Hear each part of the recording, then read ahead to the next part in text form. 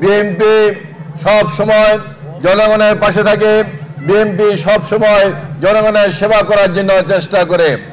আমাদের নেতা তারেক রহমান বলেছেন সব সময় জনগণের পাশে থাকার জন্য, জনগণের মন জয় করার জন্য, জনগণের যে কোনো বিপদে আপদে জনগণের পাশে থাকার জন্য তারেক রহমান নির্দেশ দিয়েছেন।